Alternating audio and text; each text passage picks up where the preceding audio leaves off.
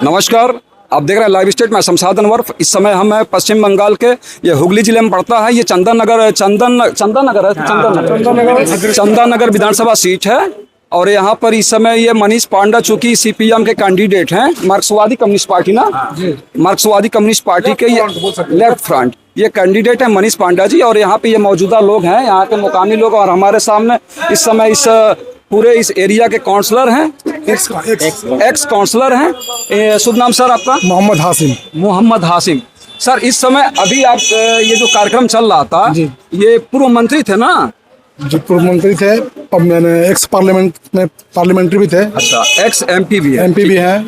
अभी जैसे बाहर से यहाँ जो भी लीडर आए हैं, वो ज्यादा प्रभावकारी होगा या यहाँ के लोकल मुद्दे हावी रहेंगे? दोनों रहेंगे।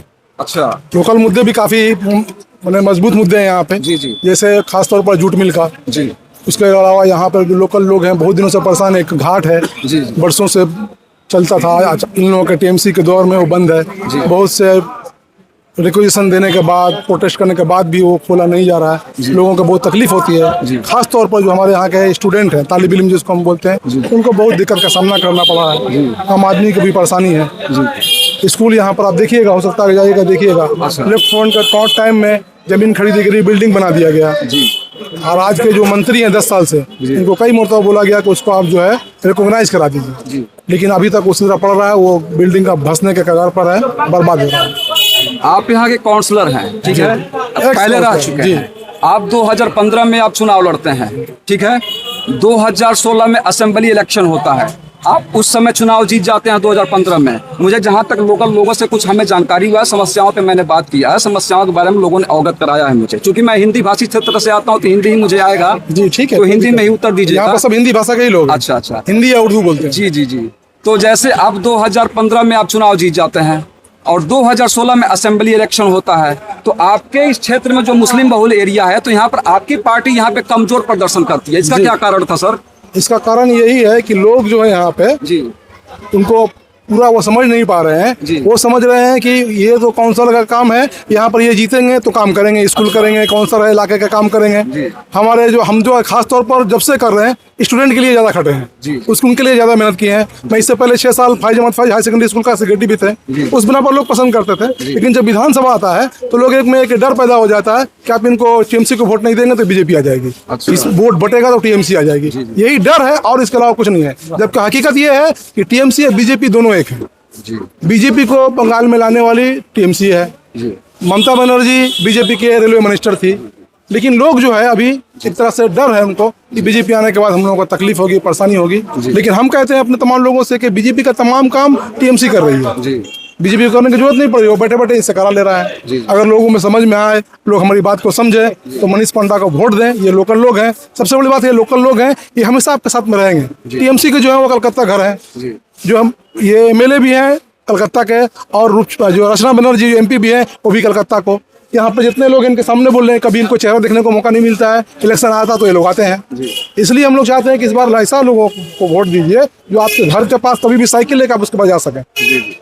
अच्छा सर, आप लोकल के आप काउंसलर हैं, और यहाँ मैं लोकल में कल मैं आया था यहाँ पे, तो मुझे पता चला था कि यहाँ कल कार्यक्रम होने वाला है। तो मैं कुछ लोकल मामले को मैं अवलोकन किया, तो यहाँ कुछ लोगों की शिकायतें हैं सर आपसे। आप एमडी हासिम आप ही हैं काउंसलर?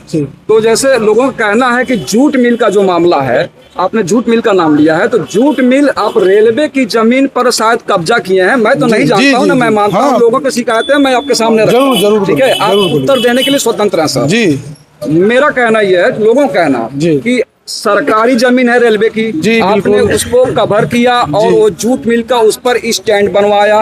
उस पर जो स्टैंड बना, उसका छत बनाने का और उस पर जो भवन निर्माण हुआ, उसका पैसा जो है कि जूट मिल देता है, और उसके एवज में आपको कुछ मतलब उपलब्ध कराया गया होगा, ऐसा लोगों का मानना है। मैं नहीं मानता। ठीक है। दूसरी बात, साइकिल स्टैंड जो बना है, तो उसकी चाबी या उसका कंट्रोल टोटल आपके मतलब नियंत्रण में रहता है। तो आपको क्या बेनिफिट है कि आप उसकी ताला चाबी आप अपने पास रखेंगे? भाई आपको साइकिल स्टैंड की रखवाली दी नहीं जाएगी। आप इतने बड़े काउंसलर हैं, तो आपको क्या बेनिफिट है सर? वो हो गया और कुछ है उसमें? नहीं सर बिल्कुल सही बात है कि जो रेलवे की जमीन है, लोगों के कंफ्यूजन दूर करिए। अरे हम मेरा पूछने का कारण है ये बिल्कुल सही बात है कि लोगों की वो जो है एक्चुअल में रेलवे की ही जमीन है जी। और वो बोल रहे हैं, जिसे यहाँ देख रहे हैं ना, जी जी, यहाँ भी टीएमसी के भी काउंसलर हैं, जी जी, यहाँ भी है, यहाँ भी है, यहाँ से लेकर भद्रेश्वर स्टेशन तक है जी, जिसका घर के सामने जो है वो एक और करके रखा हुआ है जी।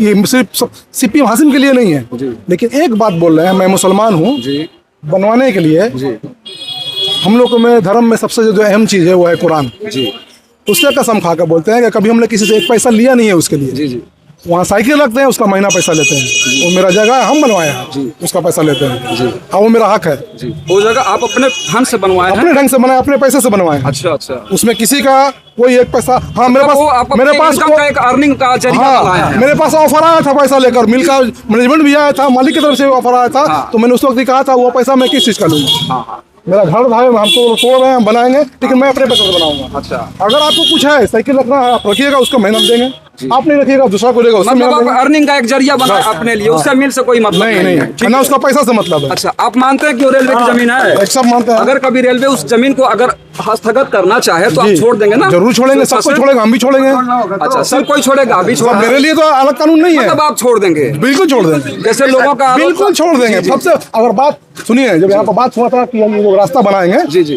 पूरा यहाँ पे सबको जान लीजिए, तेलनी पड़ा के यहाँ पर जब बात यहाँ पे हुआ कि पहले इसको तोड़ना होगा, जी जी, सबसे पहले हम तोड़े थे। जी, एक और सवाल है सर, सबसे पहले यहाँ पे हम तोड़े थे, उसके बाद कोई दूसरा भी तोड़ा था, और बगैर कोई मुआवजा के। जी, और बहुत अच्छी बात है कि अपना स्टैंड क्लियर किया। और ऐसे ही एक और सवाल आपसे बनता है, लोगों का ही वो सवाल है, मैं चूंकि एक माध्यम हूँ, किसी की हिम्मत नहीं है चाहे जैसे भी आपसे ना पूछ पाए, लोगों का कहना है कि आपके भाई उसमें एक लेबर की हैसियत में है, ठीक है, वो लेबर का चुनाव भी लड़े थे, वो चुनाव चूंकि हार गए थे, लेबर के यूनियन के वो लीडर नहीं है, लेकिन एक लेबर की जो हैसियत है, वो अचानक 50-60 लाख की अगर जमीन या मकान बिल्डिंग खरीदता है तो पैसा कहाँ से आता है? किसने कहा आपके 50-60 लाख? मतलब ऐसे लोग थे, मतलब आप स्टैंड करिए, लोग आप जान जाएंगे।